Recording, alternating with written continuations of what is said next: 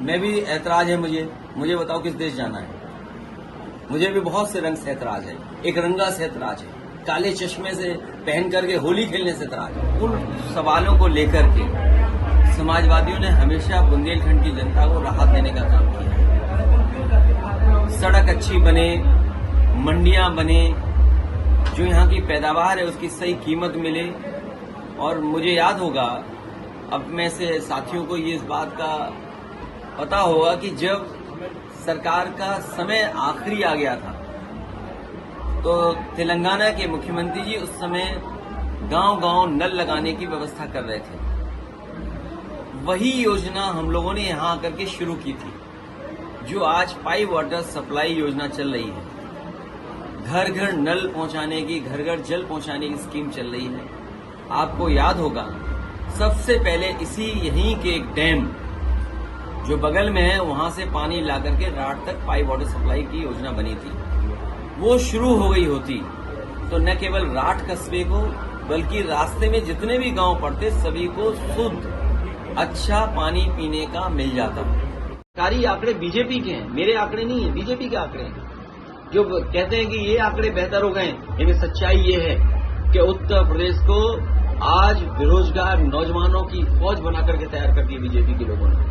हमारा बाजार बेचा जा रहा है। अखबार जब पढ़ते होंगे तो दुख होता होगा कि हमारे पढ़े लिखे लोग, प्रोफेशनल लोग अमेरिका से निकाले जा रहे हैं, बाहर निकाले जा रहे हैं। आज के अखबार में ही है कि जो प्रोफेशनल लोग हैं, जो लोग कहते थे कि हमारा रुतबा है दुनिया में, हमारा डंका बज रहा है, हम विश्व गुरु बन जाएंगे, उनके गलत पॉलिसियों की वजह से आज हमारे लोग जो वहां काम कर रहे थे उन्हें छोड़ के आना पड़ रहा है। आज मैं एक साइंटिस्ट से टकराया, मैंने उनसे पूछा कि ये जो आगरा लखनऊ एक्सप्रेसवे कैसा है, क्या ये अमेरिका के एक्सप्रेसवे बने जैसा है? उन्होंने स्वीकार किया कि उसी तरह का ये एक्सप्रेसवे है। मैंने उस पिक्चर को सोशल मीडिया पे भी डाला। एक साइंटिस्ट जिनसे मेरी मुलाकात हुई, मेरे से उनसे बातचीत का जो हुआ तो मैंने फोटो भी डाला।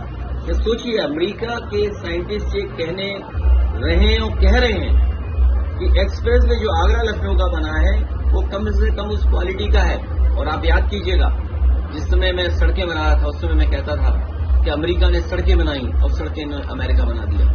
ये भारतीय जनता पार्टी ने जनता को धोखा दिया है, किसानों को धोखा दिया है, नौजवानों के भविष्य के साथ खिलवाड़ की है, नफरत की राजनीति कर रहे हैं। और नफरत की राजनीति करने वाले बहुत दिन चलने वाले नहीं।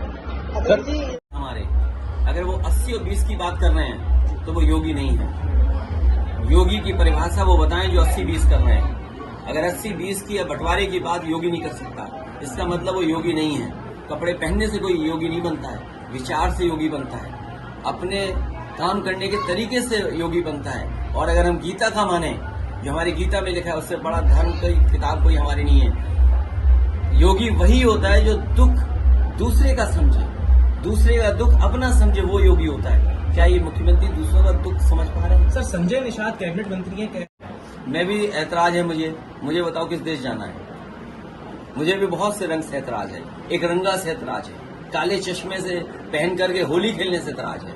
आप सोचिए, काला चश्मा पहन करके अगर कोई होली खेल रहा है तो सोचिए उसके विचार कैसे होंगे। एक रंगी लोग बहुरंगी लोगों को कभी पसंद नहीं कर सकते। हम वो लोग हैं जो गुलदस्ता बनाना चाहते हैं, सभी रंग को साथ चलना चाहते हैं। वो लोग हैं जो होली भी एक रंग से खेलना चाहते हैं। और अगर कहीं ऐसा है, हम भी रंग से नाराजगी नहीं है, लेकिन एक रंग से नहीं खेलते हैं, हम कई रंगों से होली खेलते हैं।